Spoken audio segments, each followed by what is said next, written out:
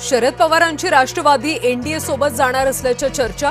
NDA सोबत जाण्याबाबत पवार गटात मतमतांतर। पक्षातले काही नेते महायुतीमध्ये सहभागी होण्यास सकारात्मक असल्याची माहिती।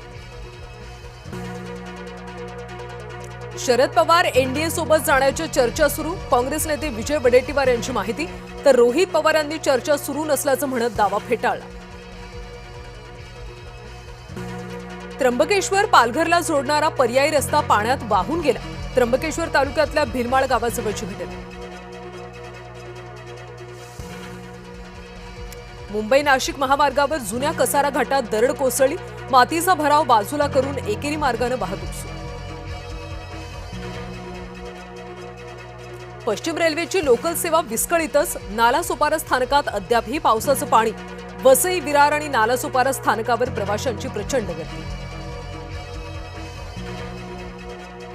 नाशिक जिल्ह्यातल्या ढगफुटीचा धोका टळला। ढगफुटीचा भोवरा सुरत आणि अहिल्यानगरकडे सरकला।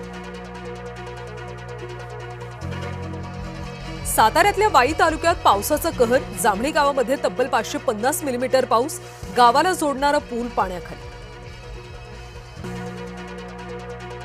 रत्नागिरीच्या खेड तालुक्यातल्या दहिवलीत दरड कोसळली। दोघांचा मृत्यू झाल्याची भीती।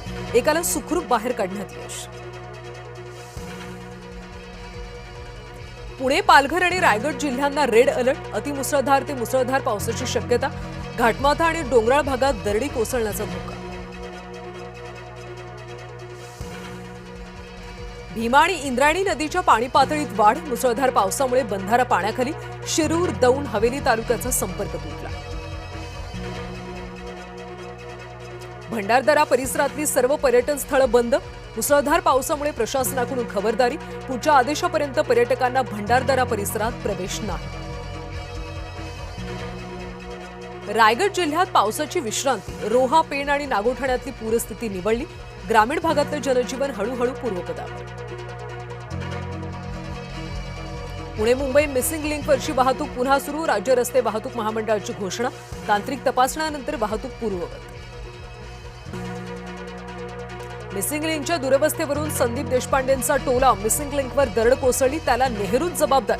ज्यांना सरकारवर टीका करायची आहे त्यांनी पाकिस्तानात जावं, खोचक टीका। कर्जत ते लोणावळा दरम्यानची रेल्वे वाहतूक अद्यापही बंद। दरड हटवण्याचं काम सुरू। मुंबई ते पुणे दरम्यानच्या दोन्ही दिशेच्या एक्सप्रेस आजही रद्द। 12 तासानंतर खेडमधल्या खवटीतली दरड हटवली। मुंबई गोवा महामार्गावरची एकेरी वाहतूक सुरू। संत तुकाराम महाराजांच्या पालखीचं आज देहूतून प्रस्थान। अतिवृष्टीमुळे मर्यादित वारकऱ्यांच्या उपस्थितीत सोहळा पार पडला। उपमुख्यमंत्री सुनेत्रा पवार उपस्थित राहणार। वारकऱ्यांनो, माऊलीच्या भेटीला पुण्यात या। मुख्यमंत्र्यांकडून आळंदीत गर्दी टाळण्याचं आवाहन। मुख्यमंत्री देवेंद्र फडणवीस आज दिल्ली दौऱ्यावर। दिल्लीतल्या महत्त्वाच्या बैठकांना मुख्यमंत्री उपस्थित राहणार। नर्मदा प्रकल्पाबाबत आज संध्याकाळी दिल्लीत बैठक।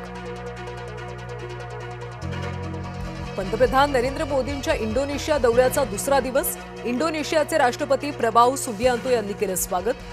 द्विपक्षीय करारावर चर्चा होण्याची शक्यता।